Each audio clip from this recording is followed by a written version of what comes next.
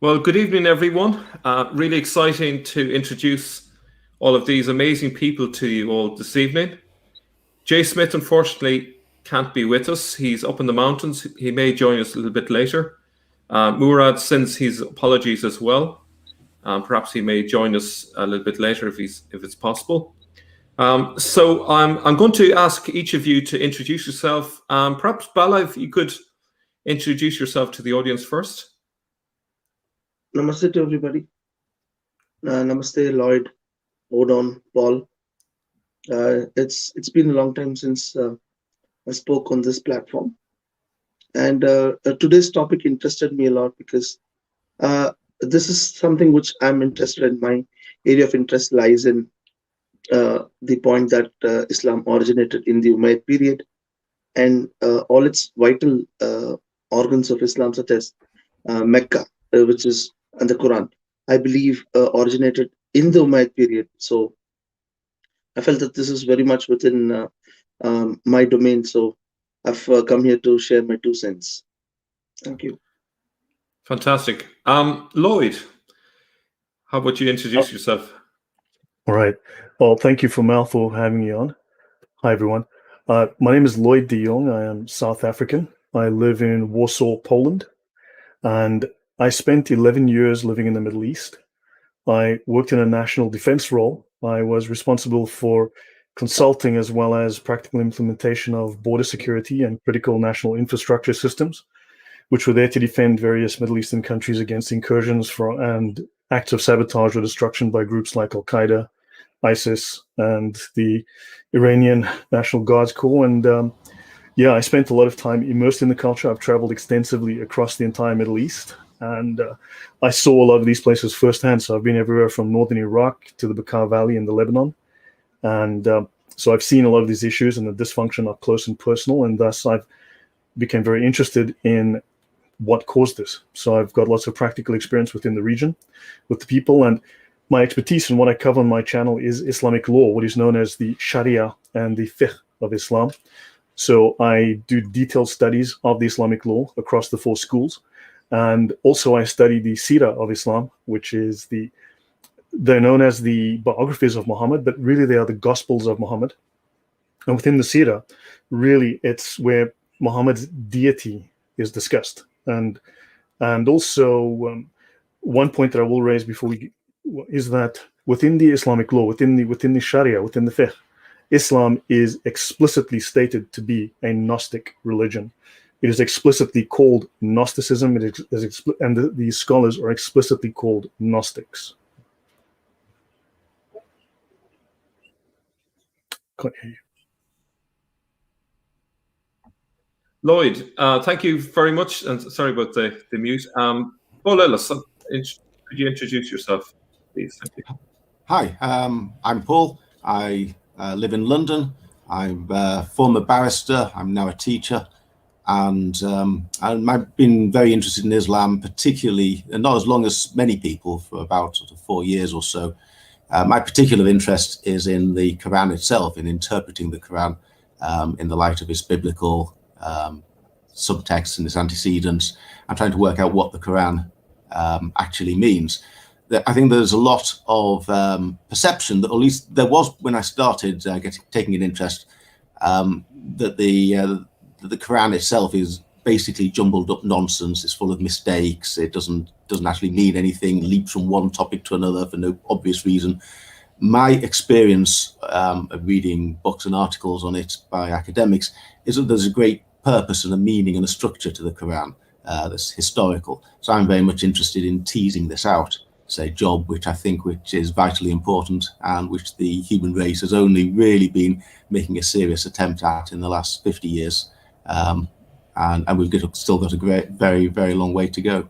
So that's my particular interest. Perhaps, if I may say, I just push my own little theory. The one theory I've come up with that I think has gained the most traction is what I call the Jerusalem thesis, and that is that the Masjid al-Haram is in fact the Jerusalem temple, or the site of the Jerusalem temple. And when the Quran talks about expel them from where they have expelled you, I put this in the context of the Byzantine-Sasanian War, and it's Muhammad was actually leading a military expedition to capture Jerusalem. That's my big idea upon which many of my other ideas hang. Okay, thank you, Paul. I'm just going to respond to a question in the chat there. Someone asked for my email, sneakerscorner@hotmail.com. Okay, and now I'm going to pass on to Odin, who will be familiar to many in the audience. Would you like to introduce yourself? Thank you. Hi, hello everyone. Thank you, Mel, for having me. Yes, I'm Odon Lafontaine. I live in Paris, and it's been 10 years plus or more since I've been working on Islam, especially with Dr. Edouard Marie Gallet, or Galez, who wrote the thesis about the origins of Islam in 2004. I've published a book, The Great Secret of Islam, Le Grand Secret de l'Islam, with him, which explains his thesis and develops it in the light of new discoveries, and mostly what Galez and what the scholars are about to discover is that the Islam at the origin did not exist as the standard Islamic narrative told us, but it was about the waiting of the Messiah in Jerusalem. And I think Paul is on the very right track here. People were waiting for the Messiah to come in Jerusalem. He did not come. He did not establish God's kingdom on earth. And then the Arab leaders took it upon themselves to establish God's kingdom on earth and created Islam to justify their power. And so, and here maybe we will have a little debate with Lloyd. At the beginning, Islam was very much a messianism, not as much as a Gnosticism, but it evolved into a Gnosticism, I think, due to the construction of the religion and the many influences of Shia Islam and Persian and Eastern religions and creeds. So, and about Jerusalem and Mecca, I think Mecca is a complete forgery. There was no Mecca at the beginning, and Mecca was created in order to give some flesh to the standard Islamic narrative and to comply with what the Quran says. But the Quran is not about Mecca, it's about Jerusalem, as Paul explained it. And so they created Mecca in a two-step fashion. First, as the new place of Abraham, and secondly, as the place of origin, the place of birth of the prophet. And they create it so that it mimics what the Quran tells about Jerusalem. Okay. Thank you, Odin. You kind of led into what my opening question was going to be. It's just simply we're going to be asking the question, why do we think Mecca was chosen and so on? But first of all, I suppose to start off, what is your opinion about the idea that it wasn't there in the early days, that it wasn't there at, say, in the early 7th century when Islam was meant to have begun? So just like to do a round robin with you all. Bala, what's your view on this idea that there was no Mecca in the beginning?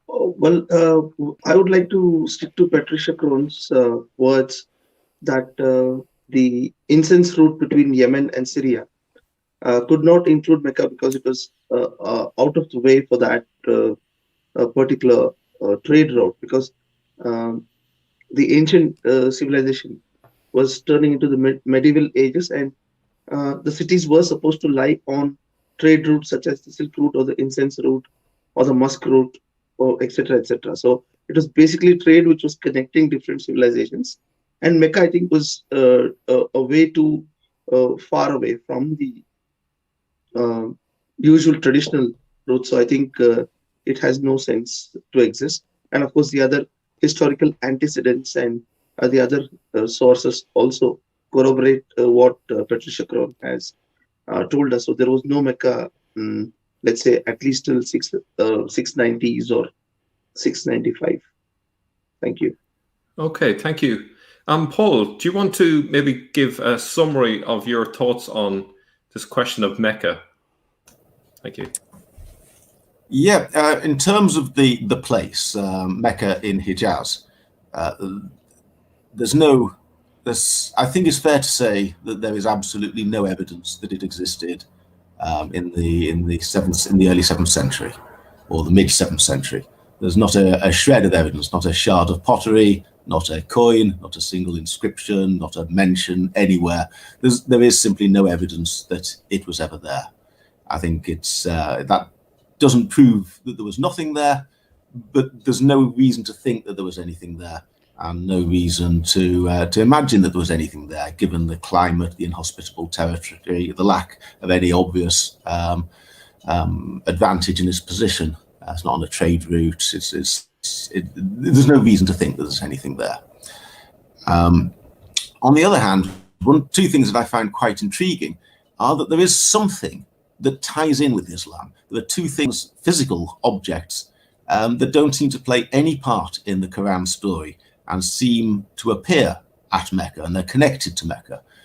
One of them is the black stone.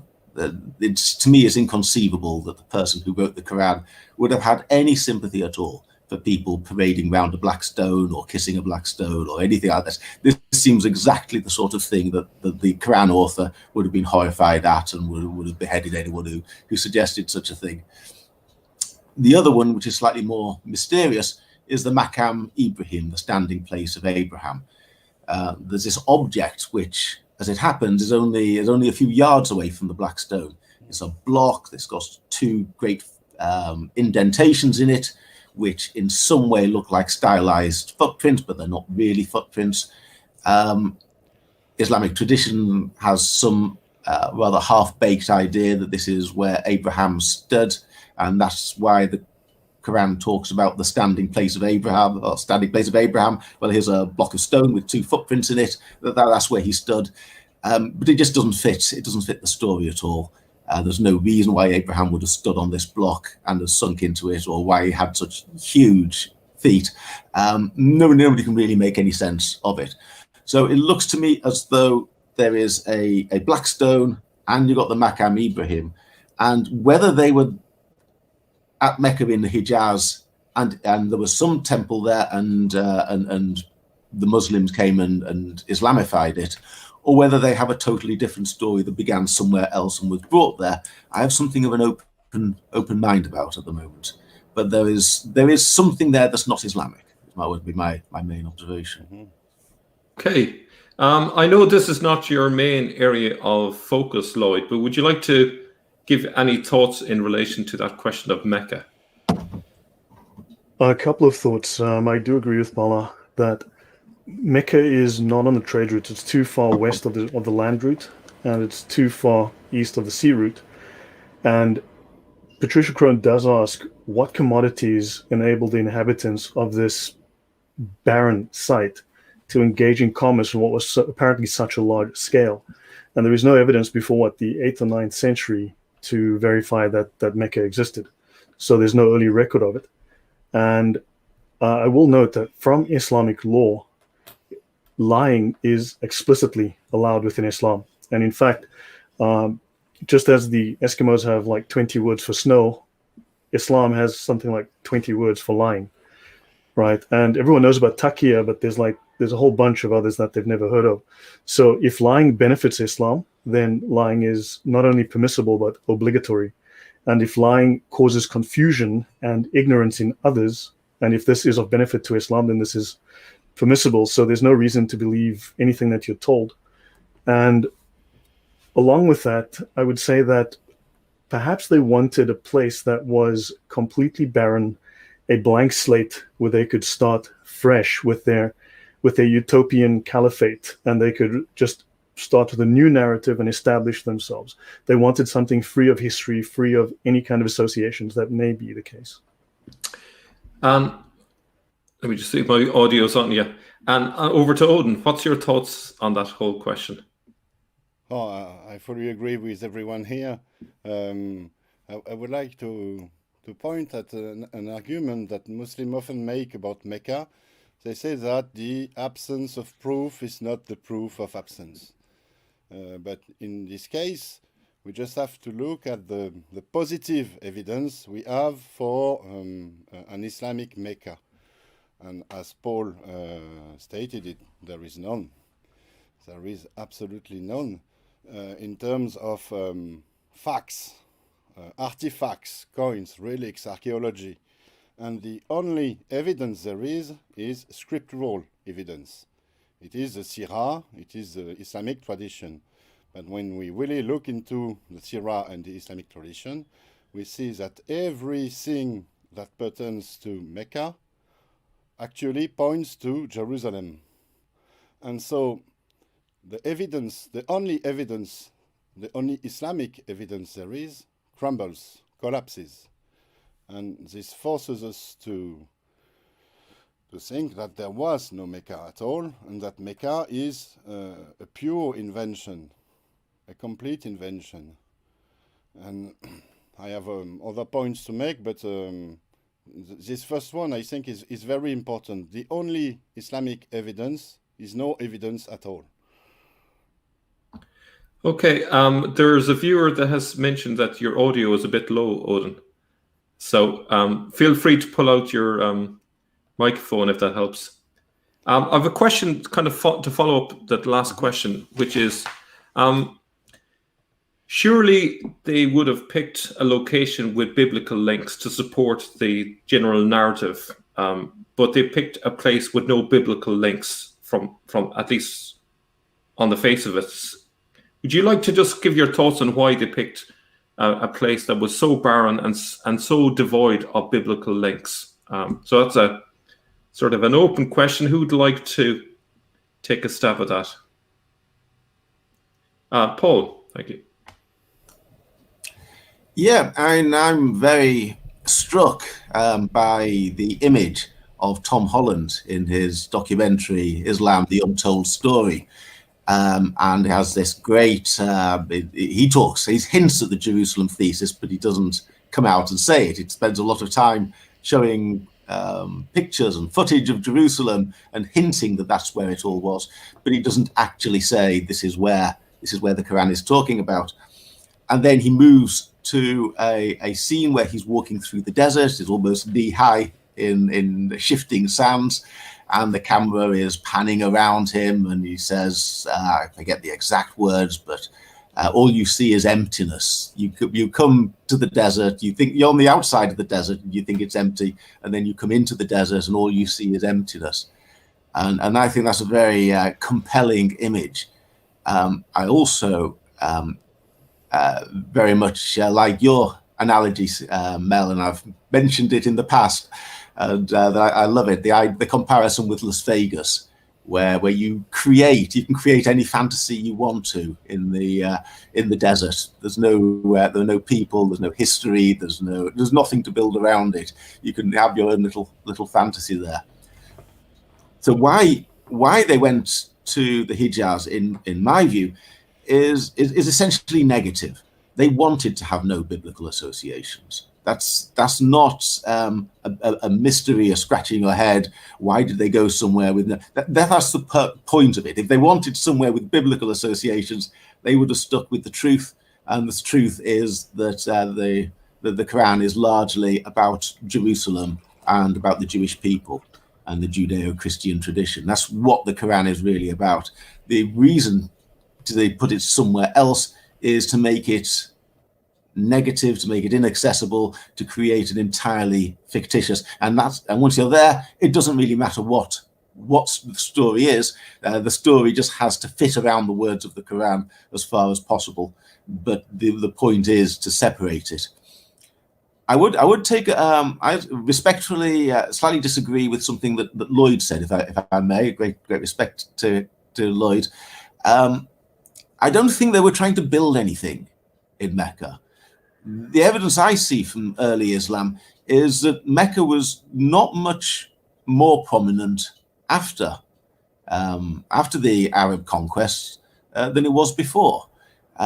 we talk about the manuscripts and the different stemma of the early manuscripts, and you talk about the Basran and the Damascus and the Jerusalem traditions, and you don't really have a Meccan. There's one single manuscript, I think, that they call the Meccan tradition, but there's no obvious link with Mecca as far as I could see. And one talks about the legal traditions. We talk about jurists, and again, they're all from Damascus, or they're from Basra, or they're from further east, or they're in that world. They're not there's not a strong Meccan legal tradition, and so one gets the feeling that not many people went to Mecca in the first century or two. It doesn't seem they were building anything there. It was a name that was just deliberately put somewhere where nobody was ever likely to go. I take. Okay, Bala, you would like to come in on that? The story of Islam, at least for its first century and a half, seems to be a struggle between the Umayyads and the non-Umayyads on the other side. And the Prophet and the other people seem to belong to the non-Umayyad stream. So it is a tussle between them. The effort to put Mecca far away from the Umayyad political and religious control seems to be the focus of the person or the group of persons who shifted the black stone from somewhere in the Umayyad territory or the border of the Umayyad territory deep down into the desert, where the Umayyad armies or the long arms of the Umayyad Caliphate cannot reach. So that seems to be the primary motive of the person or the group of people who shifted Mecca to that place. Now, why could it not have been Medina, where they could have shifted the black stone? Is because the puritanical or the initial Muslims and their descendants, the believers, I mean, I'm sorry, I used the word Muslims. The initial believers and their descendants seem to have dwelled in Medina. So this particular site had to be at Medina or anywhere southern territories to Medina, not too close to Yemen, because they have a very other distinct Sabian or cult that they followed. So they wanted to balance between this Medinian territory and the Yemeni territory. As you will see in the later Umayyad period, these two developed into two different parties, the northern Qais party and the southern Yemeni party, which played a huge role in the Umayyad politics in the later Umayyad Empire. So the whole point is they chose that this site was chosen, the geography was chosen to keep it away from Umayyad hands. And what is odd is I've already mentioned in the chat, and I'm talking to friends in the live chat as well, is that usually victors get to write history. Winners take it all. But here, the Umayyads were the victors, however, for reasons beyond their control. Okay, the politico-religious seat of the caliphate got split, and the Umayyads remained only political figures, whereas the religious figures crowded at Kufa or Medina, way far away from Damascus and Jerusalem. And they made sure that the Umayyads don't have a say in the making or the evolution of nascent Islam. Thank you. Thank you. Lloyd, would you like to come in on that? No comment. I'll listen for a while and I'll see what if I have something else I can comment on. I have a comment. Okay. I come to the rescue of Lloyd. I don't think the point you made about the Umayyad Bala is that valid, because I think Mecca was chosen as the place of origin of Islam by the Abbasids way after they conquered the power, and there were no more Umayyads to challenge them. And but I agree with you. The place had to be remote, had to be remote from the Judeo-Christian Levant, from the Jewish and Christian Yemen, and also I think this is an idea I got from a scholar friend. It had to be remote from Baghdad, because you see the Abbasid coalition that took the power from the Umayyads was formed with warriors Arabs, mostly Persians, and a sort of religious core. I think mostly made by Shia or future Shia Muslims. And I think the central power of Baghdad wanted the religious away from them. They also choose Mecca to keep them away and to not have them at the very center of their power. And this is also, I think, one of the reasons why it is so remote. And all of the other reasons, it is an empty place which has no history, no one to challenge the reconstruction of a new ideological history. All of this is very legit, very valid, I think.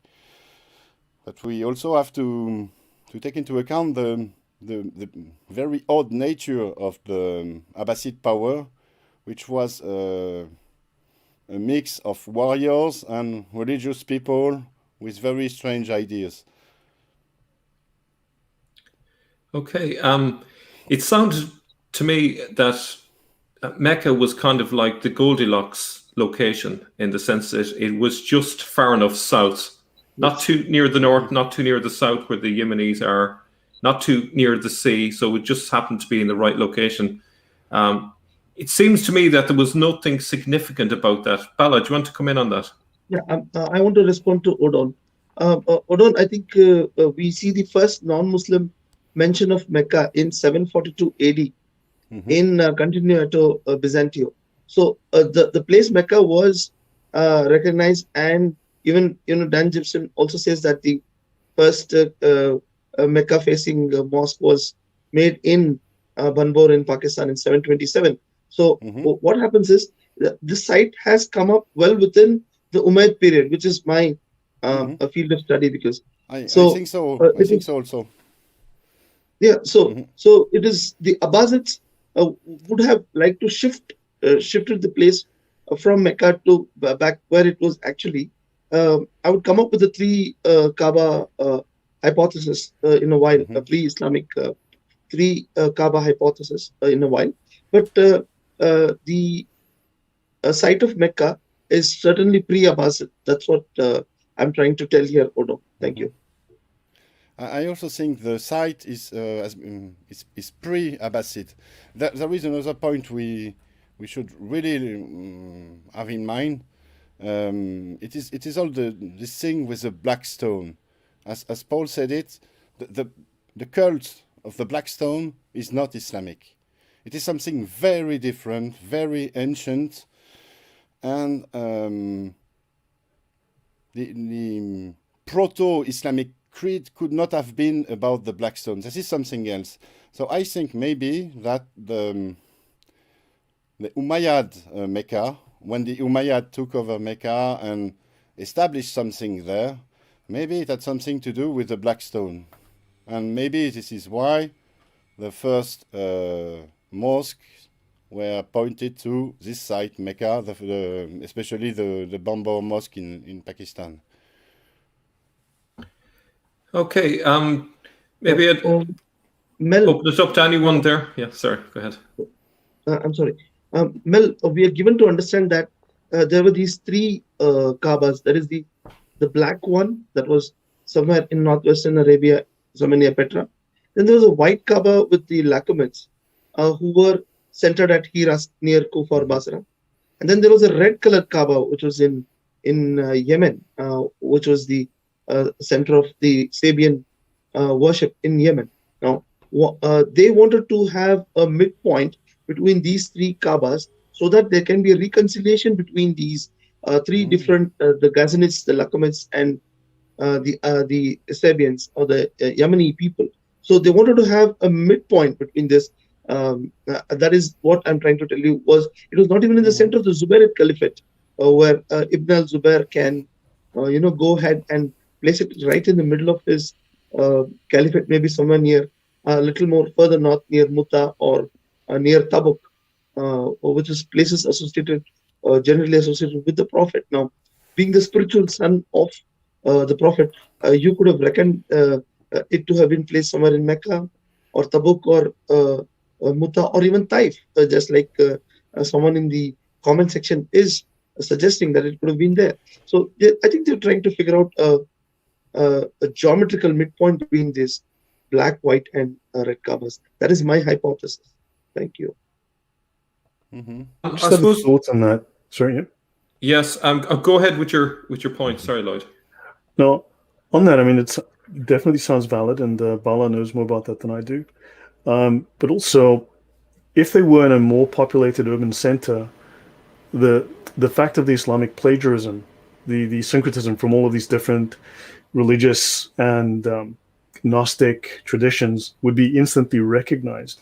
If they shifted it away from a place, well, if they shifted it to somewhere remote, the plagiarism wouldn't be noticed, and they could then get away with growing this nascent form of Islam. If they were in Jerusalem, they'd be known immediately for having stolen from this group, stolen from that group, taken from the Talmud, taken from this tradition, that tradition, the Manichaeans, you name it. They swiped from everybody. So I think it suited a number of different, it suited a number of different criteria that they may have had, and it gave them this ability to hide the fact that they'd simply just created this thing.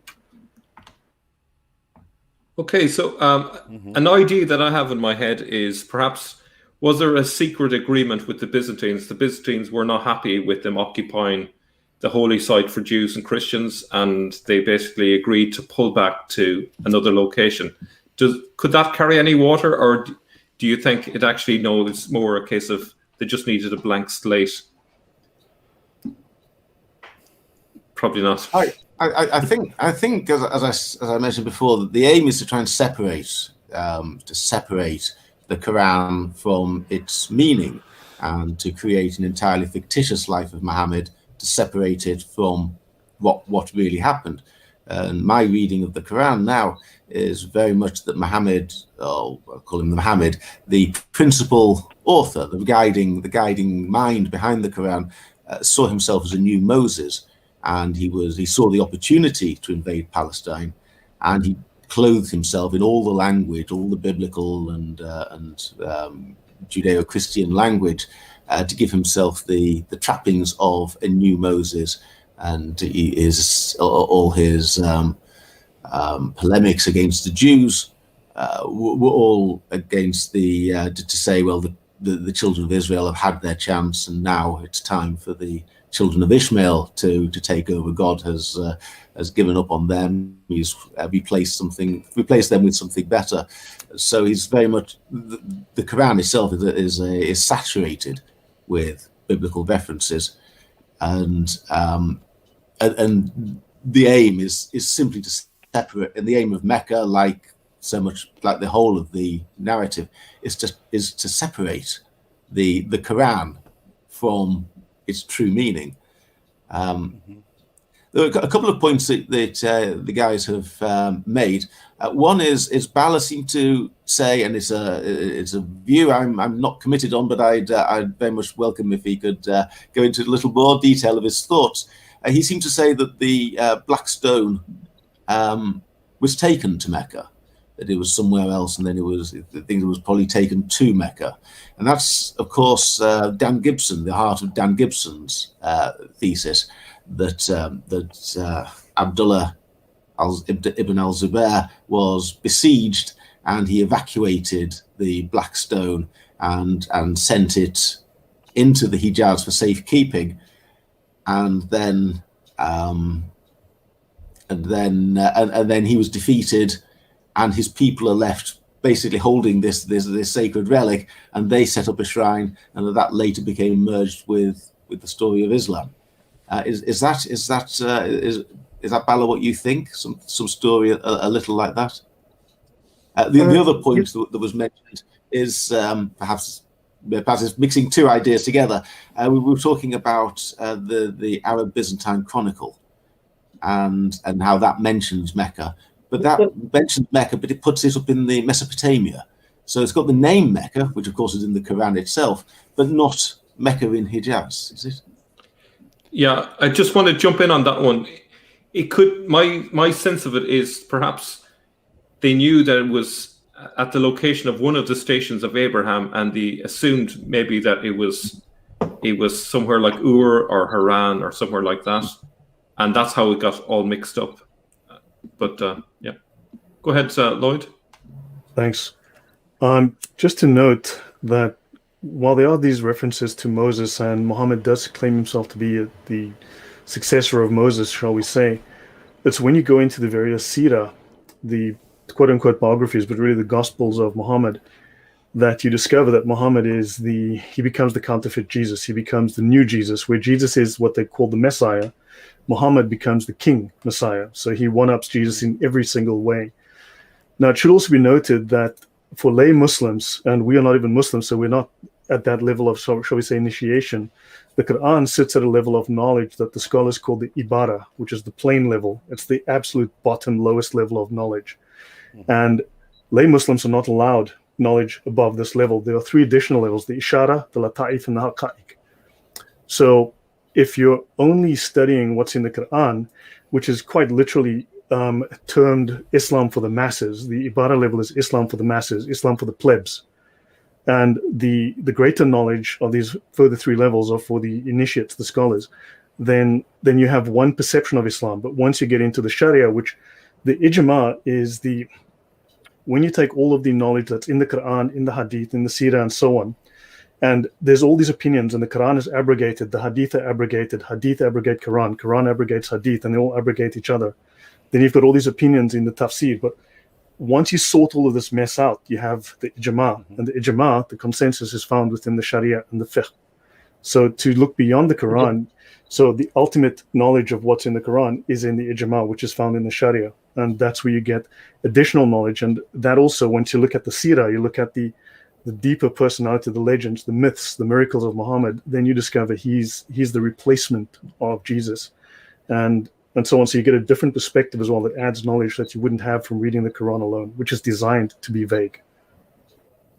So now the time period that we are talking about, Islam was very fluid. It was not so concrete or rigid like Lloyd is saying. I'd like to respond to Paul. Yes, Paul, I would like to subscribe to the views of Dan Gibson as far as the Zubairid revolt is concerned.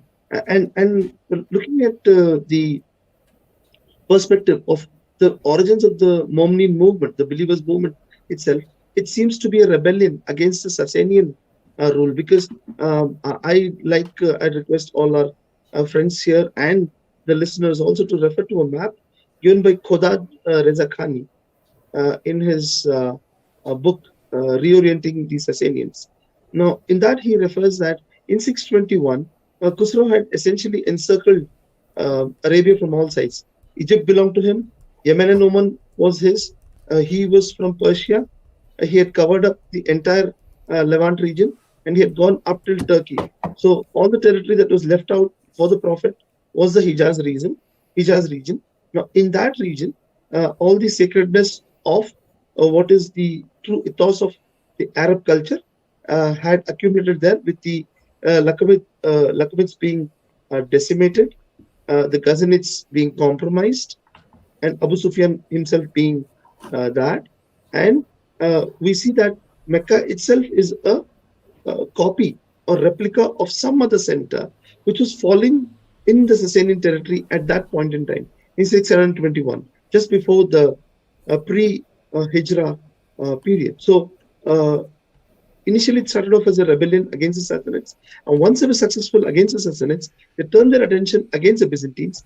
Just like Mel mentioned, their focus was to de-Romanize or de-Byzantize their culture, because they understood that there are a lot of elements of the Ghassanid culture or the Ghassanid kingdom which was completely Romanized. So they wanted to de-Romanize it, and the inclusion of these ancient pagan rituals such as stoning the devil at Mina, the 3 pillars there, and going around circumambulating a particular structure, or the relishing the memory of Abraham's footprints to show that this is also part of the promised land. So all these activities point out to the fact that they wanted to de-Sassanize, and they wanted to de-Romanize their new found cult, and they believed that they were God chosen ones, and the apocalypse was at hand, and that they were living at the end of time, at the edge of history, or whatever you want to call it. And they believe that they were the ones who were the saved ones, and Muhammad will be the first one to be resurrected, like Jesus was resurrected 700 years ago. So they sincerely believed in all these things. I think we need to get into their minds and talk like them and argue like them to get more closer to the truth. Thank you. I just wanted to respond to something Lloyd mentioned about the Gnostic readings of the Quran. I was talking to a member of the Alawites there about a week ago, and one of the things he mentioned was that in their faith, they are conscious of different layers of meaning. So it's very explicit there. I think the same would be said for the Druze as well, and they're very much influenced by Neoplatonistic ideas. And I think if we were to do like a heat map of Syria and Lebanon and so on, where the different sects are, I think we'd really get to the source of a lot of these ideas. I wanted to ask you, why would the Abbasids confirm a place like Mecca? Let's say the Umayyads had decided upon this place. Surely it was in the Abbasids' interest to make their own place. So just throw that out to you. Anyone like to respond to that question? Why did the Abbasids stick with this location? Why did they not find another location more suitable for themselves? Okay. Firstly, the Umayyads were the victors in 695, and they could have relocated it back to from wherever it was, but they didn't choose to do so because they felt that holding on to political power, and they did not want a repetition of a Zubairid or a Mukhtarite or a Hussein kind of a revolt ever again. I'm just giving you examples. These things may or may not have happened. Umayyads were focused on the fact that there should be no more political rebellion from the fringes of their empire, and they just want to keep their place secure. So that is why Umayyads avoided the change of the territory. Okay. Now coming to the Abbasids also did not want to disturb the status quo, because the initial first 50 years of the Abbasid Caliphate till the middle of the rule of Harun al-Rashid was a very, very troublesome period, because they were more invested in fighting against the rebellions of someone like Ustad Sis or the followers of Behafared, or the followers of Sunpad, or the followers of Abu Muslim. So they were invested in fighting out and quelling the rebellions and the fires that were lit by Al-Mukanna, way in the far east. So they did not bother much about this, and they felt that it was a very, very safe place to keep that. But they had essentially shifted the political religious center to Baghdad. The epicenter of Islam was very much at Baghdad during the first 200 years of the Abbasids.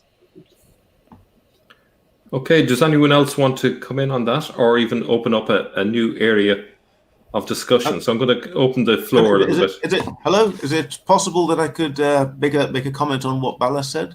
Yes, absolutely. Yeah, I found what Bala said very, very interesting before.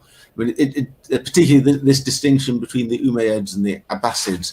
It seems to me that the Umayyads, the lie, I regard it all as a big lie. The traditional life of Muhammad it's not a case of exaggeration or people forgetting things or building up pious fictions to be spiritually uplifting. I see the whole thing as essentially dishonest and an attempt to obscure the truth. And the question is why? Why were people trying to obscure the truth, having got this Quran, which is seems to have been somewhat popular. People were making manuscripts. People are creating traditions. So it seems to have got some people who've been making laws on it. And so it seems to have had a lot of popular hold. So why were the rulers so anxious to separate it from its meaning? We might have expected them to be a lot more celebratory of it and regard it as a great moment in Arabic civilization, the creation of their first and one of their greatest works. But it seems to me that the lie started under the Umayyads. The Umayyads were the first people, or the dishonesty had begun by long before 750 in the Abbasid revolution. But the Umayyads, although they were somewhat dishonest with their approach, they were still very much of the Judeo-Christian tradition. So they would build the Dome of the Rock, which is a Judeo-Christian shrine, possibly Muhammad's mausoleum. I think I'm very much taken by that thesis. We know that the Umayyads continue to use Christian iconography. There are crosses that appear in some of their inscriptions. We know that they employed John of Damascus, who was a Christian in a very senior position. So the Umayyads still seem to have come from the Judeo-Christian tradition. So although they're trying to bury Muhammad, they haven't created yet the completely fictitious circumstance. But then it's the Abbasids who, when they take over in 750, they're the ones who really separate the story from any real links with Christianity or Judaism. I find that's very interesting. So the Abbasids, one assumes from that, didn't come from a Judeo-Christian tradition at all. They must have come from somewhere, maybe to the east, or somewhere where they just didn't have that same familiarity or knowledge or respect or adherence to the Bible, and that they were anxious to create a completely separate connection, whereas the Umayyads still wanted to keep that connection somewhat. I agree. I fully agree with Paul. There is something there. The Umayyad added a sort of connection with the Judeo-Christian background, and they tried to cut it off, and the Abbasid followed on and cut it off completely. And we can see this in the creation of Baghdad in itself. Baghdad is a complete new city, an ideological city, an ideal city, set with it's an architect's dream. You see the map is in shape of a circle, and it's a complete new city. And this tells us about their way of thinking. The Abbasid rulers invented themselves as rulers and as being God's lieutenant on earth, so they couldn't invent anything. If you can invent Baghdad, you can invent Mecca. You can invent siras after siras. You can invent the life of a prophet. You can invent new meanings to the sacred text. And I think this was their way of thinking. They were the God-chosen rulers of earth, so they could do anything they wanted.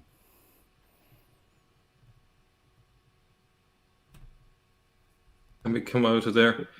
Well, the site of Baghdad, Odon, actually, the Abbasids honestly believed that they were the Neo-Babylonians. Mm-hmm. They believed that they were building Baghdad on the site of the ancient Babylon, although they had got the site wrong.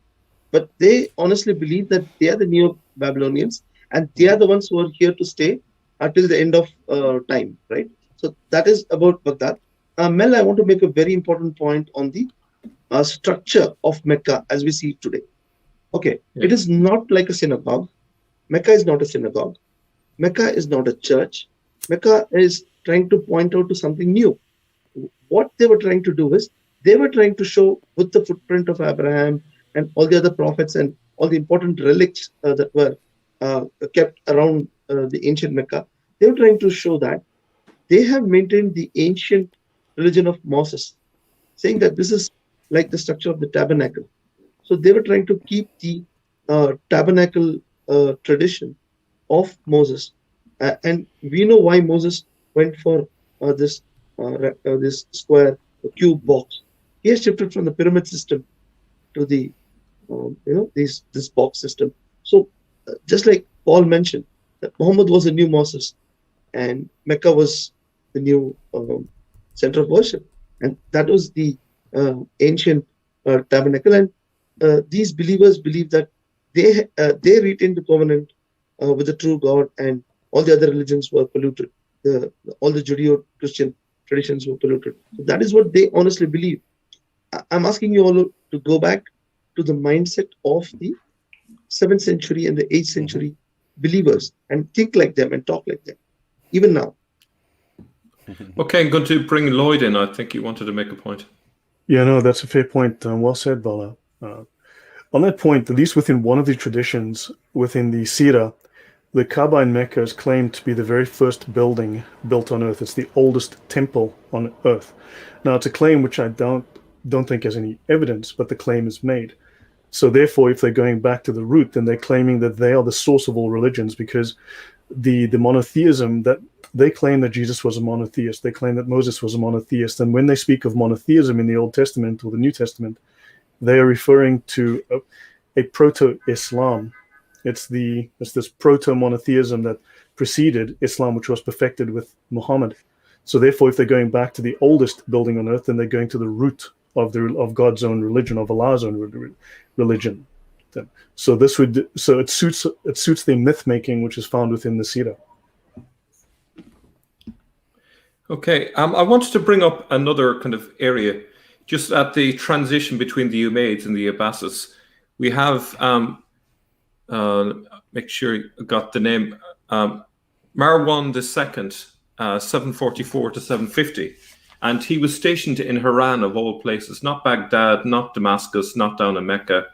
And what's interesting about the location that he picked to have his palace, it was the site of the old god Sen, or a temple dedicated to Sen. And what's interesting is there is a connection there between Ramadan and and that old cult. Nabonidus was the person who spread the cult of the god Sen into Arabia, and they had a 30-day fast. Any thoughts on that whole issue, and why did that not become their center? Why was it that they abandoned Haran and kept to Baghdad, or even in fact transfer everything to Baghdad? Any thoughts on that? Bala.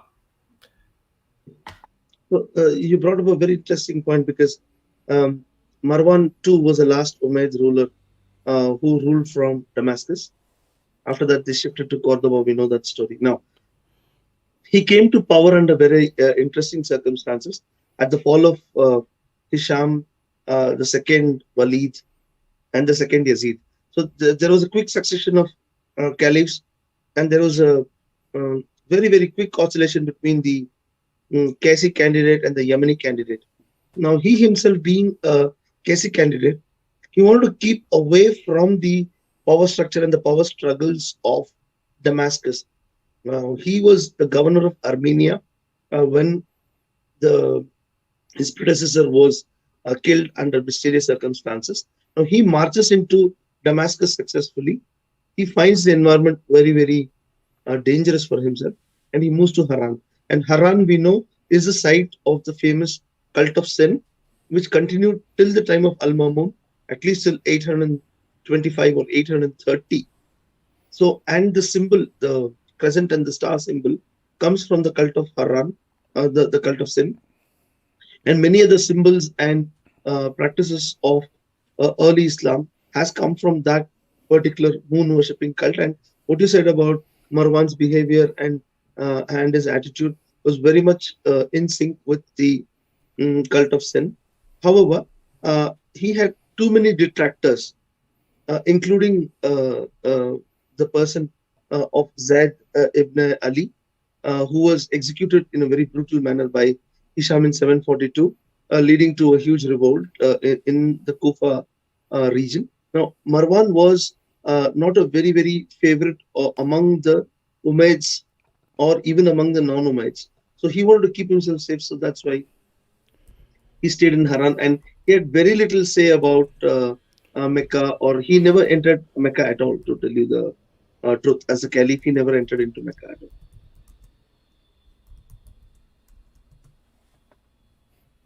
Anyone like to come into that, Odin?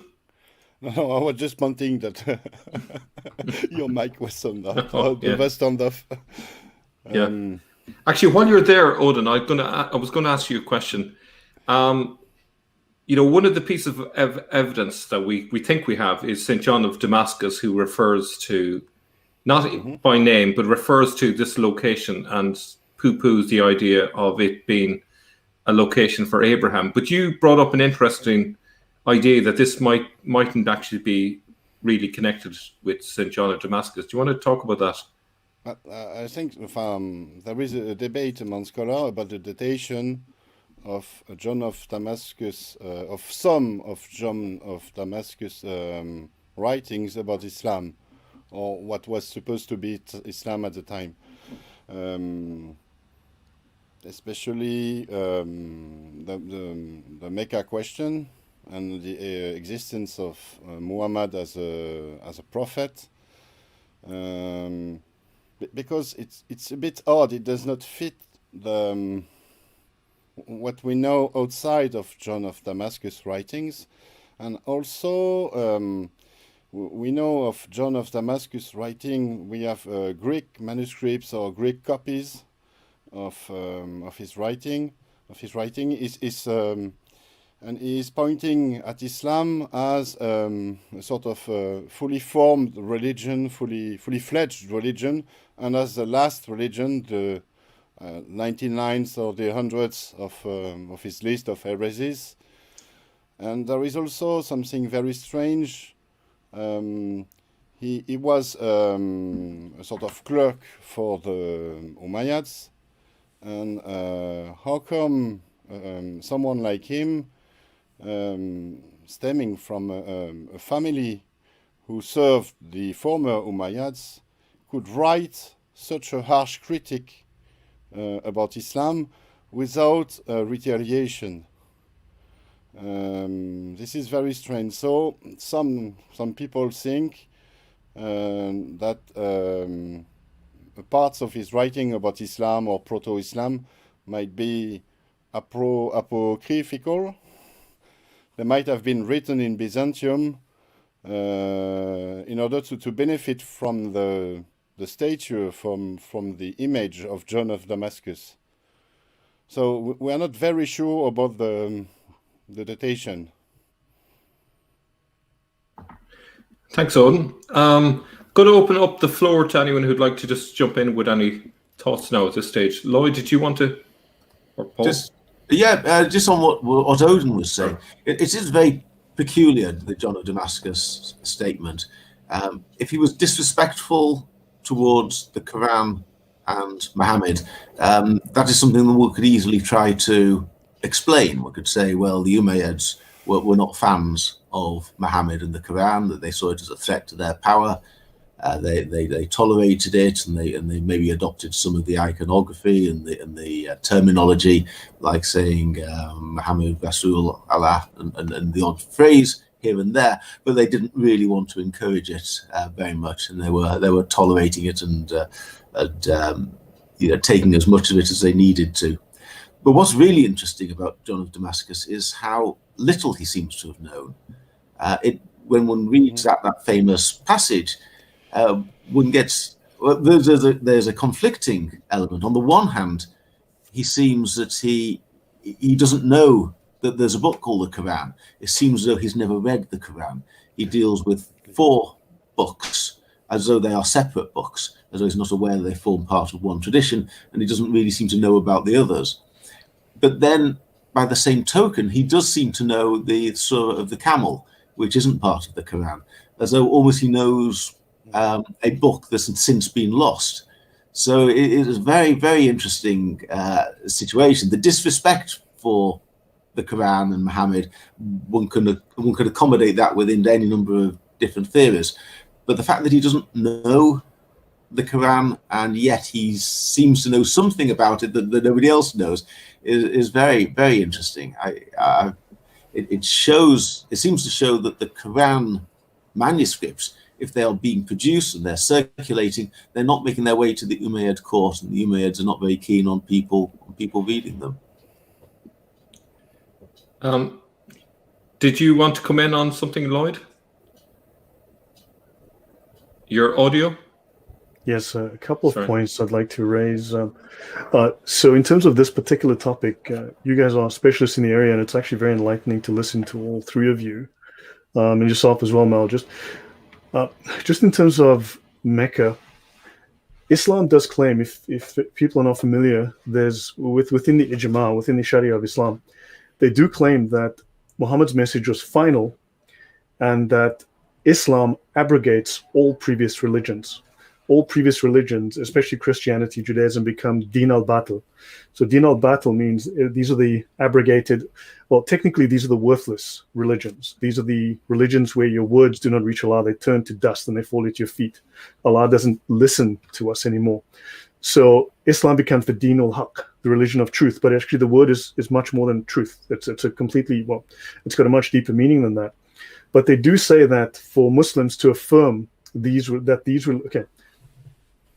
affirming these religions' validity, but denying or not mentioning their abrogation, it is unbelief or kufr to hold that the remnant cults now bearing the names of formerly valid religions, such as Christianity or Judaism, are acceptable to Allah after He has sent the final messenger to the entire world. This is a matter over which there is no disagreement among Islamic scholars.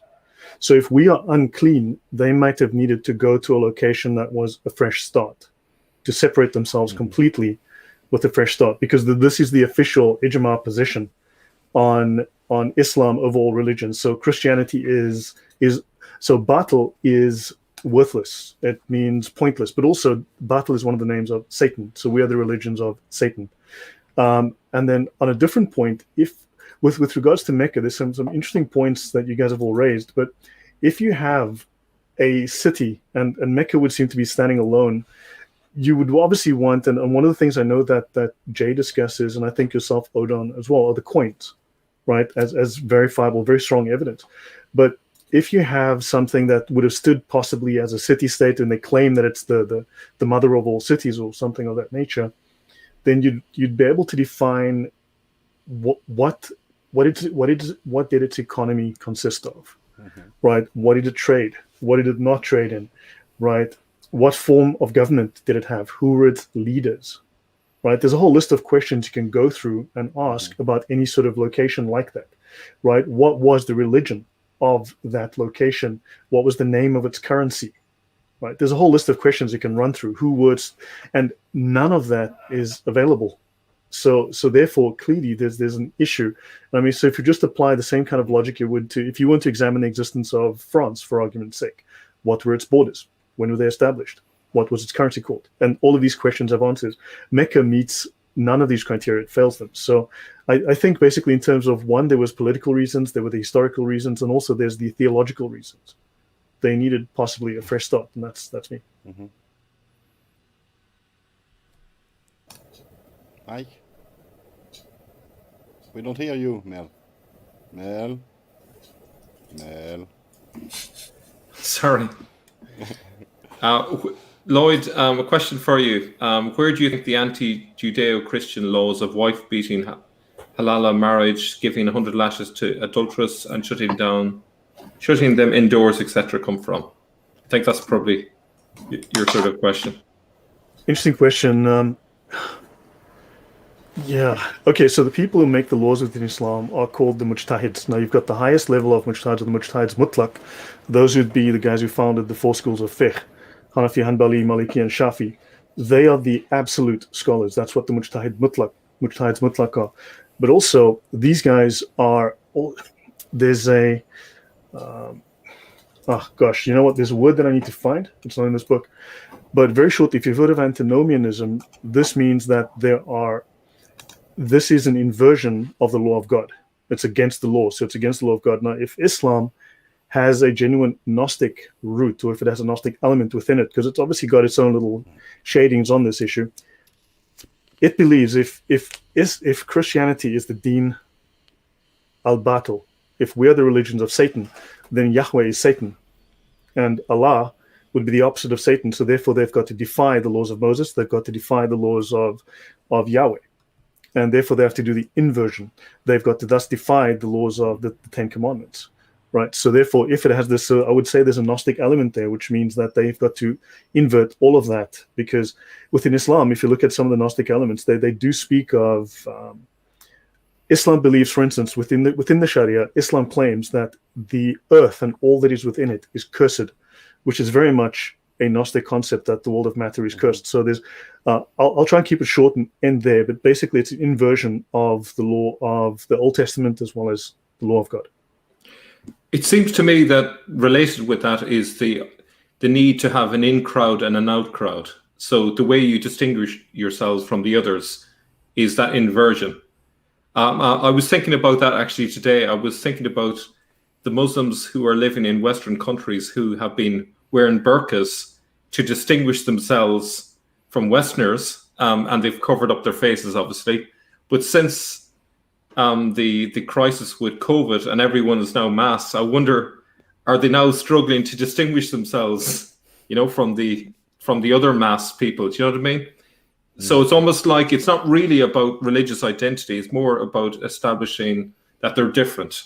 Do you know what I mean? It's not necessarily they're following a particular diktat of their religion, but more a case of saying, how are we different from the others?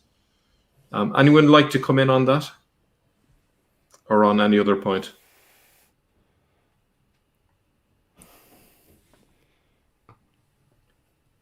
No? Not especially. Not especially. Okay. Well, if anyone has got a question for the team, please feel free. I've got no more questions here from my end. Okay, I think we'll probably wrap it up here. It's probably a good point to finish. Listen, I'd like to thank. Sorry, Bill. Just come in there. I was looking up because as I you probably saw from my eyes, you can never get your hand on the right snippet of information when you need it. But the question about the wife beating verse, for the so-called wife beating verse, Surah 4 verse 34. Was the subject of a very interesting article that I read. It was actually published this year. It's by somebody called Saqib Hussain, and the article is called "The Bitter Lot of the Rebellious Wife: Hierarchy, Obedience, and Punishment in Quran 4:34." And Hussain deals with the similarities between the so-called wife-beating verse and the practice of a wife leaving a man in the book of Numbers. I've got the actual reference, Numbers chapter 5, verses 1 to 31. And it's too complex and detailed for me to go into now. But when I think he satisfies me that 4:34 is not some crude, if your wife disobeys you, give her a bit of a slap and then she'll come round. It's a lot more theological than that. So much of the Quran has meaning, but it's buried very deep, and you really need to pick up on the subtle connections between that and other verses.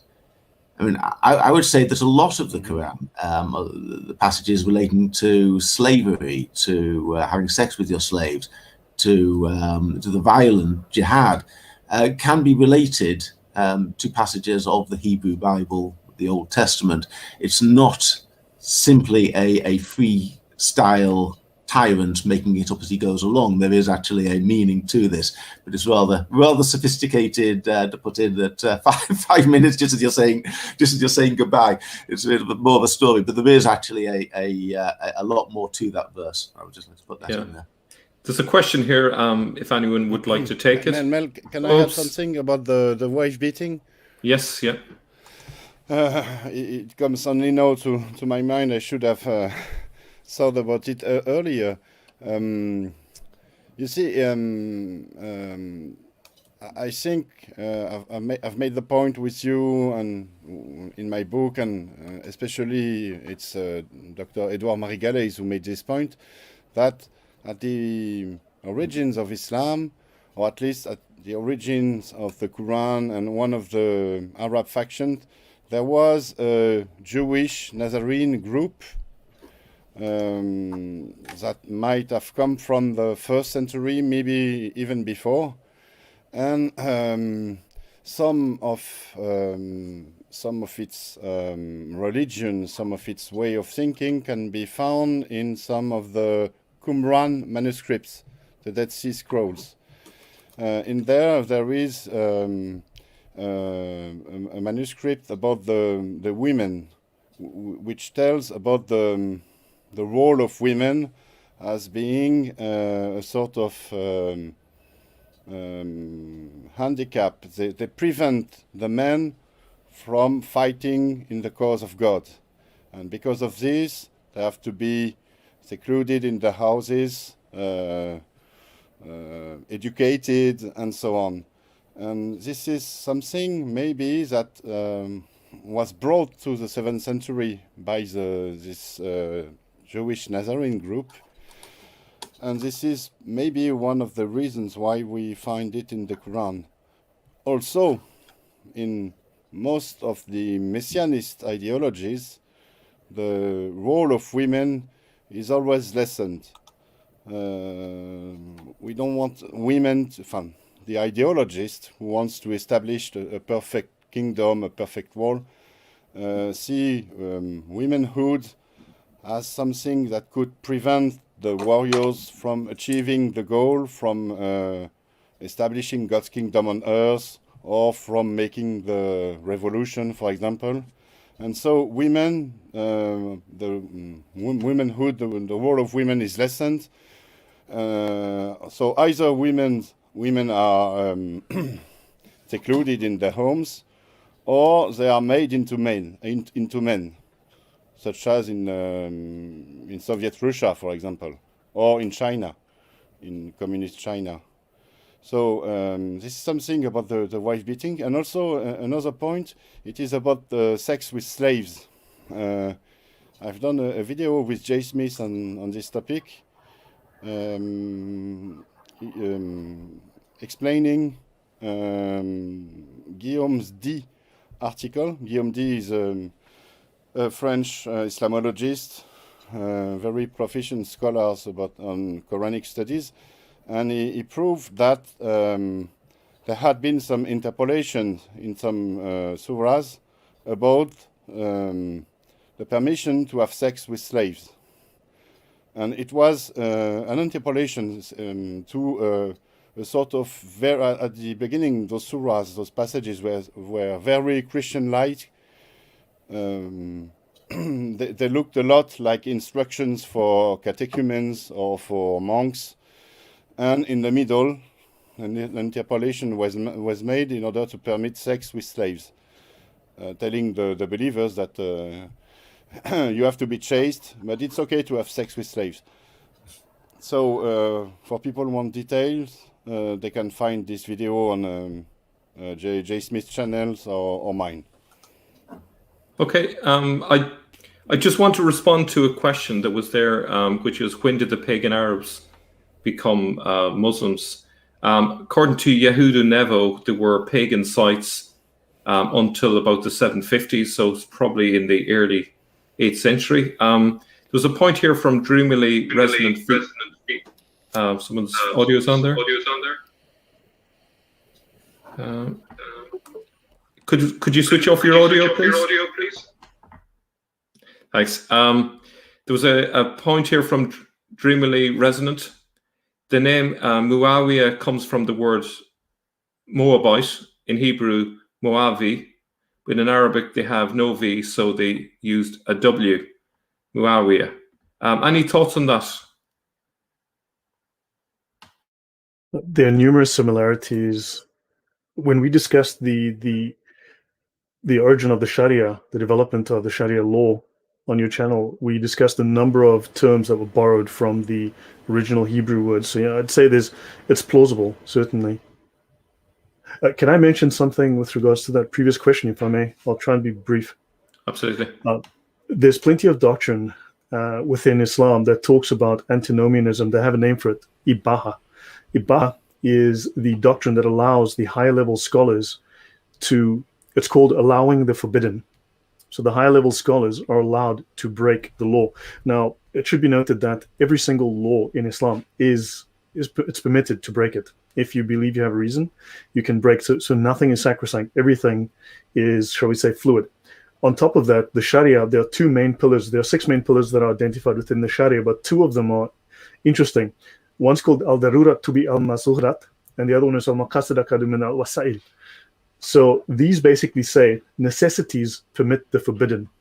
If you feel it's necessary, you may break the law. You may do the taboo. You may do what is forbidden, what is haram. And the last one is really interesting. The aims are more important than the means. The ends justify the means. This is one of the pillars of the Sharia. So there's plenty. If you look at the doctrine of deception, the doctrine of lying within Islam, you have every right to break. So really Islam is built upon this, where you're allowed, because short version, God is logos, Allah is will. If you are the vice regent of Allah on earth, you can practice your will. Nothing gets in the way of your will. So I'll leave it at that. Yes, it's. I find it is quite interesting in the Quran when you're alert to it that that God and His Prophet seem to use precisely the same language for their own actions as they do for the actions that they're disapproving of. So Satan leads men astray, but God also leads men astray. And the Pharaoh tortures people and uses a particular word that is sometimes translated as crucify. But then God also instructs his people to uses exactly the same phrase. The amputation of limbs from opposite sides is something that Pharaoh does, and something that the God instructs people to do. Time and again, the same words. God is the best of plotters. They plot, but God is the best of plotters. And God's it's quite striking that the Quran uses precisely the same verbs for the enemies of God as God Himself either does or instructs His obedient servants to do. So it's very interesting and ties in a lot, I think, with what Lloyd was saying. What is important? It's a question of allegiance. It's not a question of some actions are objectively good or objectively bad. It's about whose side are you on, and always that. Okay, I just want to kind of bring us back to the focus on Mecca here for a moment. One theory that some have proposed is that it all started in Jerusalem and then it moved to Petra and then via Petra onto Mecca. I just wanted to throw that out there. It's a thesis that Jay Smith holds to. It's not one I personally hold to, but there's obviously a need to deal with the Qibla question. Does anyone want to refer to that whole question of Petra and how it fits into all of this? Who'd like to go? Odin? Yes, I'm. Let's get on with it. About this Qibla question, this Qibla issue, there is something very interesting in what Dan Gibson discovered, but one has to keep in mind that Gibson only has material for the second half of the 7th century and after. And there is almost nothing in Gibson discoveries about the early 7th century, which was the beginning of Islam or proto-Islam. And but we have material, I think, that dates from the early 7th century, which is the Quran, not the whole of the Quran, because as you know, the Quran is a very rewritten text and a very edited text. But in the Quran, there is something about the Qibla. And what we can read in the Quran is that the preacher who speaks urges his audience to change the Qibla, to change the orientation of the prayer from the rising sun to Jerusalem, and not from Jerusalem to Mecca. The Jerusalem to Mecca change is an invention of the standard Islamic narrative, which was made in order to fit the Mecca issue, to force the meaning of the Quran into the creation of Mecca as a place of origin, whereas the literal Quranic text is very clear about the former Qibla. It tells about the people looking at the heavens, and it says that you should not look at the. I say it from memory. I'm not Hafiz. You should not look at the heavens because the rising sun belongs to God. So quit with this tradition, because Qibla also means tradition, what was before. It doesn't mean explicitly direction of prayer. It's like in the Jewish Kabbalah, it's the same root. And so the text say, quit with this rising sun Qibla and pray toward the Masjid al-Haram, so pray toward Jerusalem. But if you do this, you will not be like the Jews who already do this. You will not be like the people of the book. So about this Qibla question, there is something that Dan Gibson has completely missed, which is the Quranic studies. And this is really what all I have in terms of critics, about Gibson's work, is that he only looks at what he has found, and he doesn't look at the big picture. He doesn't look at the Quranic studies. He doesn't look, for example, at the other archaeological discoveries and so on. And because of this, his theory about Petra, I think, is flawed. I think it is flawed. He doesn't know, for example, of this previous Qibla change from the Christian tradition of praying toward the rising sun to Jerusalem, which is stated in the Quran. Paul, did you want to come in on that? Yes. I think there's some merit in the idea that Petra did play a role in this. I don't think that Dan Gibson's thesis in its detail is correct. And Dan Gibson basically takes the Sirah, takes the life of Muhammad, and he places it all inside Petra. I don't think that the life of Muhammad that is told in the Sirah ever happened. It may have been created around somebody who knew Petra and who placed all these fictitious events there, but I don't think that it actually happened there. However, Petra may still play a role. I think that Dan Gibson has a good point. I'm persuaded that many Umayyad buildings were oriented towards Petra. I think the two that I find most persuasive are the Dome of the Chain, which is immediately next to the Dome of the Rock, and is a structure that seems primarily built in order to point people into a particular direction. And the places are so close, one could just go on Google Earth and draw a line, and it's absolutely self-evident to me that this is pointing people towards Petra.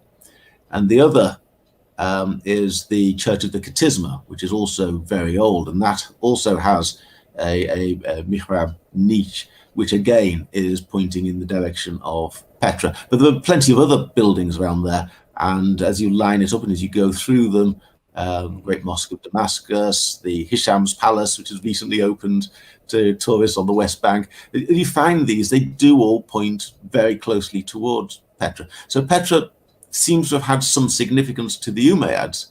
Of course, that doesn't mean it had any significance at all to Muhammad. The other point I would make is that Mecca is mentioned in the Quran, and what it tells us is that it was in a valley. It talks about an event that happened in the valley of Mecca, and there were some people that the Quranic audience were preparing to go to battle with, but they ended up forming and these people are described as mushrikun. They are described as standing in the way of or turning the Muslims away from Jerusalem, and they are described as I forget what the other one was, but they are. That might have just have been the two things, and they were preparing to go to war, and then there seems to have been their hands were turned away from fighting, and the Quran presents this as a great victory.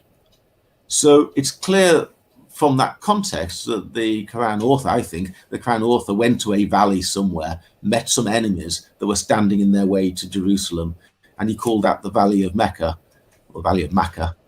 And that could be any valley, but it could easily be Petra.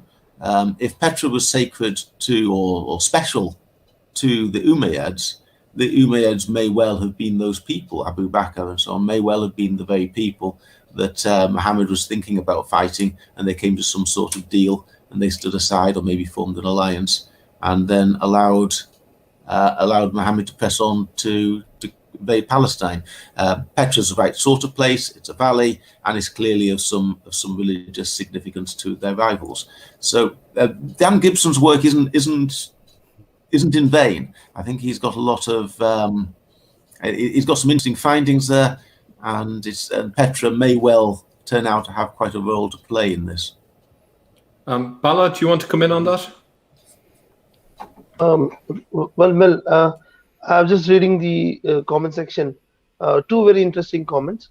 One was a question asking what is the role of Medina in shaping up the city of Mecca, because today they're known as twin cities, but nowhere in the previous literature of, let's say, even 800s or 900s are these two cities referred to as twin cities, because to be referred to as twin cities, both these need to have an origin at the same point in time. And the other comment that is made by someone called Max, he says that Mecca basically means the place of rest.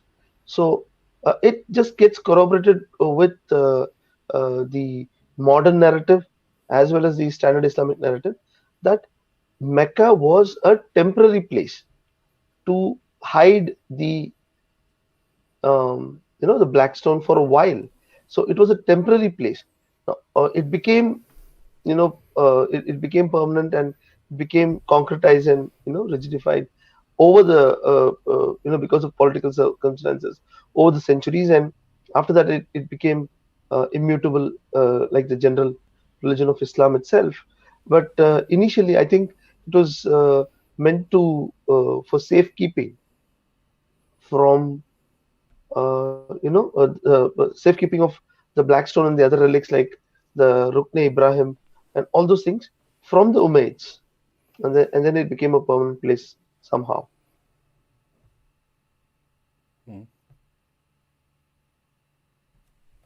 Any thoughts on that, Lloyd? Lloyd, your audio? No, I'd have to go and research that before I would comment. I need to spend some time digging deeper, but I've learned a great deal on this show as well already. Something maybe here. I'm not that knowledgeable about Medina and what happens there, but there is something very strange when Bala is talking about the twin cities. When we look at what the standard Islamic narrative is telling us about Mecca, it's supposed to be the place of origin, and it's supposed to be the place of merchants and trade. So one could assume that with the victory of the Arabs and the establishment of the Caliphate, Mecca should have prospered, and Meccan trade should have boomed. But there is absolutely no trace of a Meccan trade even after the Arab conquest, which is very, very, very odd. There is a trace of a Meccan slave trade in the 19th century, but that's all. And there is nothing with Mecca. So, and it is even in a way, it is even in the standard Islamic narrative. All the Qurayshi victorious Arabs, none of them came back to Mecca. The Caliph, the first so-called Rashidun Caliphs, ruled from Medina, and they never went back to Mecca. And so this is a clue that Mecca did not exist at the time. And another thing about Mecca, and I think it should be said in our chat, there was never a consensus about Mecca among the Muslim scholars of the 9th or 10th century. There was a very harsh debate among themselves about the Mecca question that was looked upon as a rida, an innovation. And there was a very tragic and enormous event in the 10th century. A faction of Muslims, the Karmatians, there were some sort of Shia Muslims, did not agree with the Mecca being erected as the place of origin and the city of the Prophet. And they were located in the western shore of the Persian Gulf, so in the other side, the eastern side of Arabia, and they went through the deserts to Mecca and ransacked the place, destroyed everything, filled the Zamzam well with bodies, and they stole the black stone. So we see that the Muslim did not agree about the status of Mecca, even in the 10th century or 11th century. And the black stone that we see today, we are not sure whether it is the actual true black stone, because it was recovered from the Karmatians something like 70 years ago after the sack of Mecca by the Abbasid Caliph, who paid a good ransom to get it back. So maybe it was at this time that it was shattered into several pieces, but still we cannot be sure that it is the real, actual black stone. Just want to share a thought there. One of the most inaccessible places in the world is probably the summit of Everest. And yet there are more artifacts up there on the summit just from the past 100 years than there has been in Mecca for all that period, which would suggest that very few people have been going there over the centuries. Otherwise, we should see an awful lot of inscriptions and little monuments and so on built there from all of these millions and millions of pilgrims over the centuries. I know Bala wants to come in, so I'm just going to pass it to you, Bala. I wanted to confirm what Odon said. See, there were this cult of these, proto-communists or proto-Bolsheviks called the Karmatians. The Karmatians actually wanted to shift the Qibla to their homeland in Bahrain. So they invade Mecca, which is forbidden actually, and they take away the black stone and all the other relics to their place in the hope of shifting the Qibla of the entire Islamic world towards their homeland, in which they failed miserably. The man who did it is called Tahir bin Sulaiman. He did that in the early 10th century, only to return it back after some 36 years or something. He returns it back at the Mosque of Basra. He throws the black stone tied up in a sack where it is broken into 7 pieces. Now, these pieces are amalgamated together using some kind of a gel or something, or a cementing substance, and it is kept back at Mecca, and the cube is rebuilt. Actually, the cube itself is rebuilt the 7 times. So one does not need to keep today's picture in mind if you have to think of the 7th century. So what we have in front of us is basically an illusion. So it's very difficult to take out what was real and what was false. What one can say is the early membership to the believers movement was that you had to have a certain number of beliefs and you could follow your own religion of Judaism or Christianity or Zoroastrianism or anything. But the later membership became, the Jews, the Christians, and the Zoroastrians and the Manichaeans left the believers movement by the 690s because it had retained too many pagan elements in it, and it was irreconcilable with their own personal religion, as well as the fact that the apocalypse was not arriving, and this prophet was not getting resurrected, and his companions were not getting resurrected. So all these points were running in the minds of the early believers who left the movement. And by the year 820 or 830, there were no more Jews at all left in the fold of Islam anymore. So from then onwards, Islam becomes a independent cult or religion, as you want to call it. And as it is, the Christians had left very well by after the death of Muawiyah. As we can see, John of Damascus is a greatest critique of early Islam, and the other people like the Zoroastrians obviously hated Muslims. Let's say around from 640 onwards. So the exit of the non-Muslim believers was clearly evident, and nobody approved of Mecca as a holy place, and nobody made pilgrimage to it. I mean, the Jews, the Christians, and the Zoroastrian believers never made pilgrimage to Mecca. We must remember. Thank you. There's a question here: why is the Saudi Arabia very reserved when it comes to giving access to archaeologists? Anyone like to? Anything that embarrasses Islam basically is forbidden. No, Islam basically hates archaeology. It wants you to get disconnected from your past. It wants you to forget that your forefathers were Christians or your forefathers were Hindus. Look, you can change your religion, but you can't change your forefathers' religions and their beliefs. They're dead and they're gone. They lived by their convictions and they died for it. So, not only the Kingdom of Saudi Arabia, Muslims discourage archaeology in Jordan, and they don't allow digging around the Temple Mount. If there is one proper archaeological dig around the Temple Mount and around Jerusalem, the whole truth about Islam will come up, and Islam will show up to be much less younger. If you perceive it to be 1400, I would call it that it is only 900,000 years old, because I believe true Islam began only with someone like Al-Ghazali. Thank you. Okay, Odin, do you want to jump in on that one? I fully agree with Bala. This is also what I wanted to say. But with Prince bin Salman and even before him, there has been a sort of opening to archaeology, but not in Mecca, not in Medina, not in the sacred sites.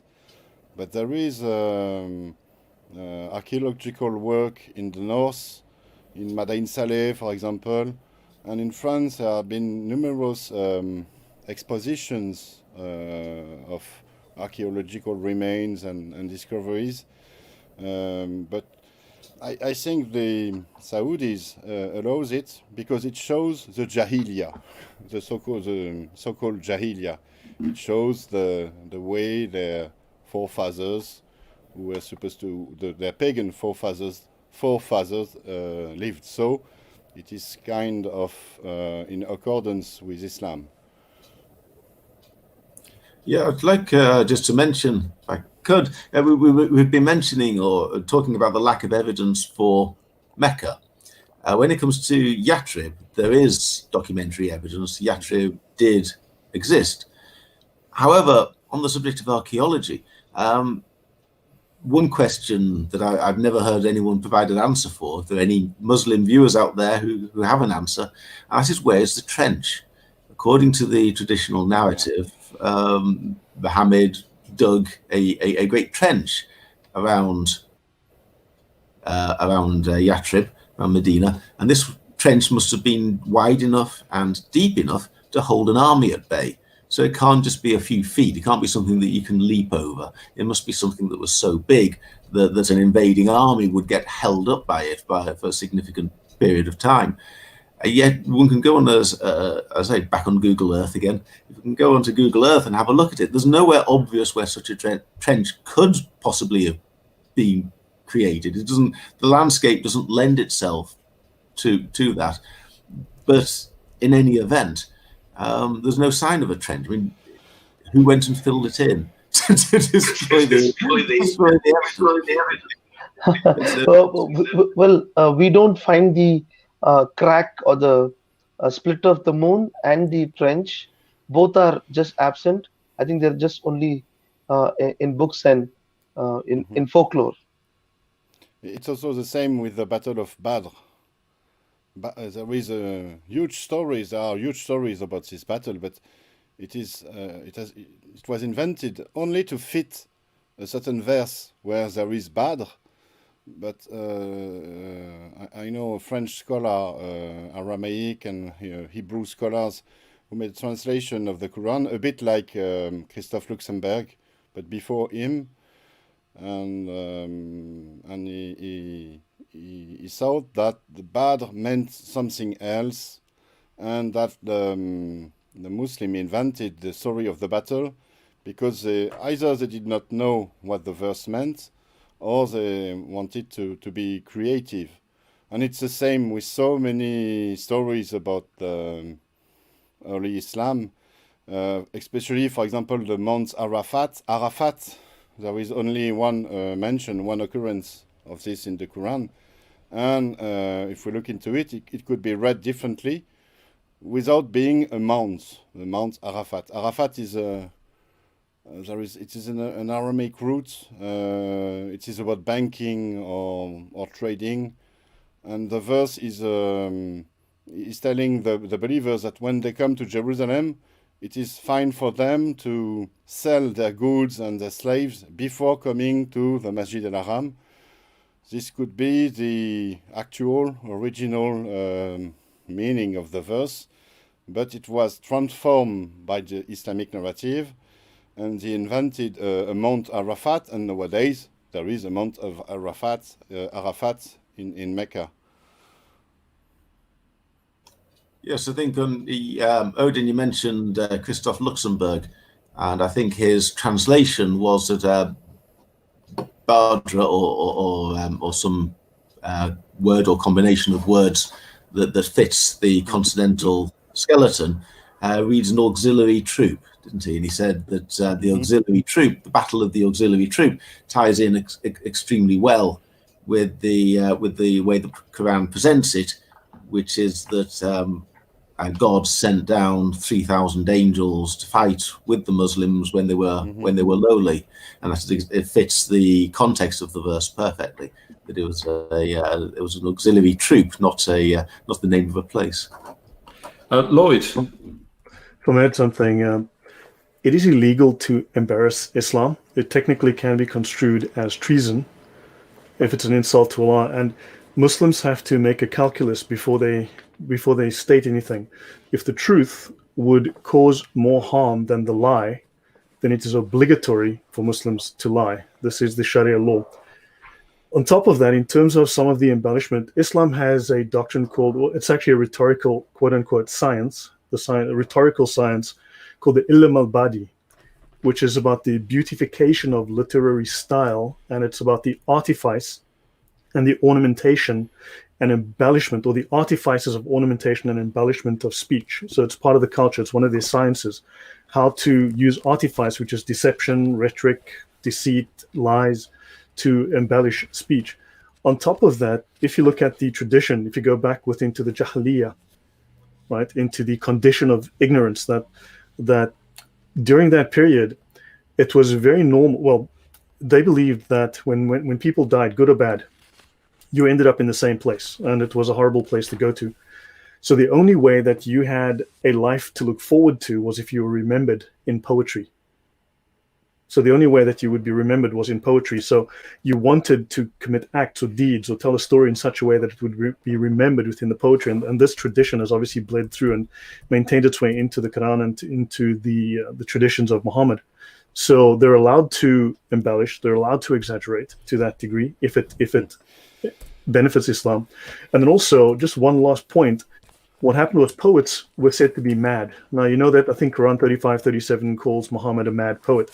Now, the poets of the Jahiliyyah were said to often be mad. They were driven mad because they were great poets, but they were said to be driven mad because they each would have a muse, and the muse was a demon called a jinn.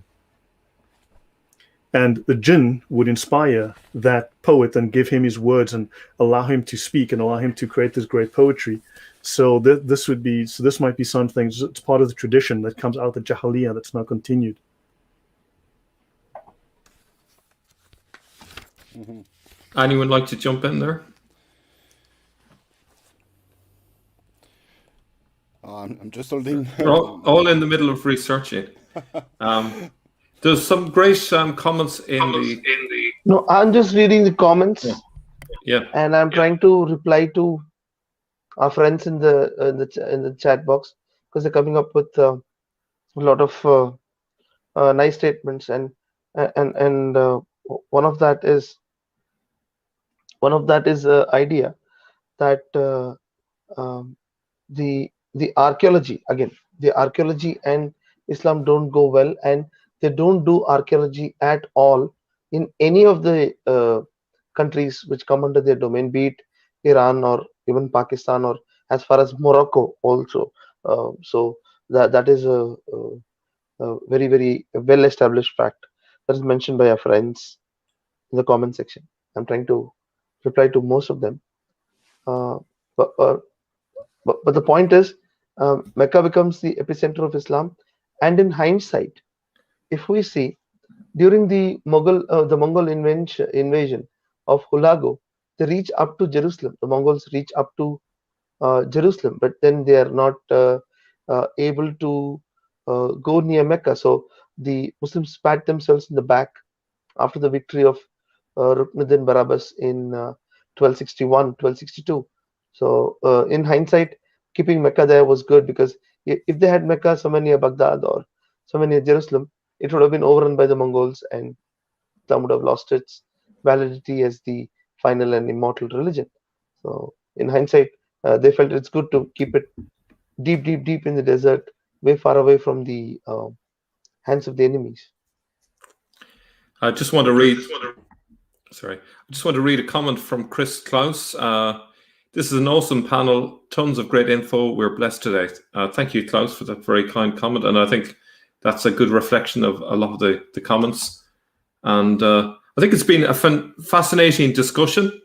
It's not one that I've been able to take part in because I was trying to act as host. I don't know if I've done a good job or not, but it's a bit like juggling in the air, trying to keep an eye on everything. But I thought it was really fascinating, all of the different contributions. I think we've lost Odin.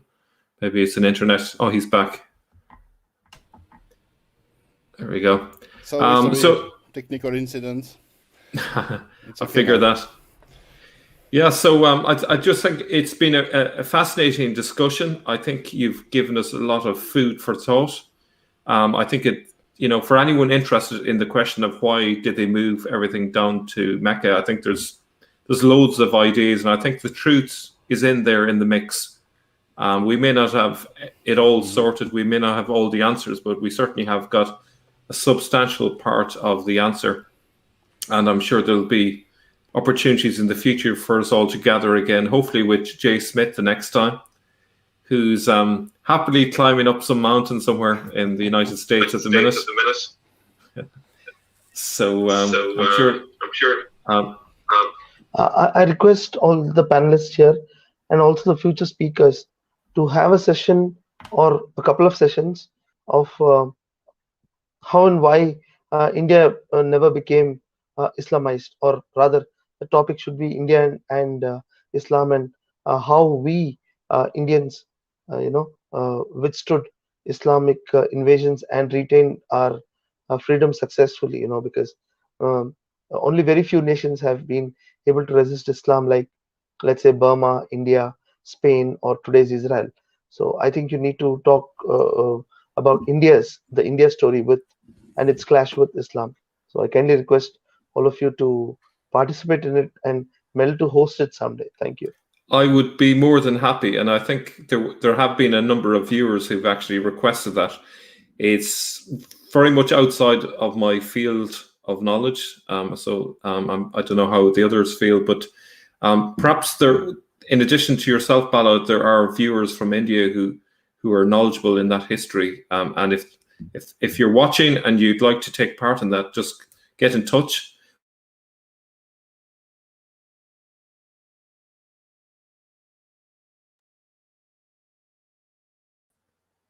Lost everyone. I think this might be worth doing on a regular basis, maybe once a month or every 5 or 6 weeks. It's good to bring everyone together and to really kind of nail a particular topic and bring all your expertise to bear. It's fantastic. And Robert Spencer, I see someone mentioned Robert Spencer. I think I'd love to bring him on. I think he would be a very interesting individual to bring on and share his knowledge. Thank you, guys. It's been fascinating. Thank you so much for taking part. If any of you would like to kind of have a closing comment, now's your opportunity. I think my closing comment, Mel, would be thank you very much for being such an excellent host and also for getting us all together in the first place. I think it's been a very, very worthwhile exercise. It's been I think it's been possibly the most successful collaboration discussion between us, because we've tried it before and it hasn't always worked out, but it's worked very well today, I think. And thank you very much for doing that. I think you mentioned that there are a lot of ideas there. Different people have different starting positions and different conclusions, and so it's actually quite difficult for people to share their ideas or critique one particular idea because people have such different frames of reference. But I think it's been very successful today, and thank you very much for that. Oh, thank you, Paul. Thank you, Mel. No, thank you. You see, when we are doing research, there is no absolute truth. We have to confront our different point of views. We have to accept that we do not hold the truth, and to hear everyone and to make the better of it. Absolutely. This is how it works. Absolutely. So thank you, Mel.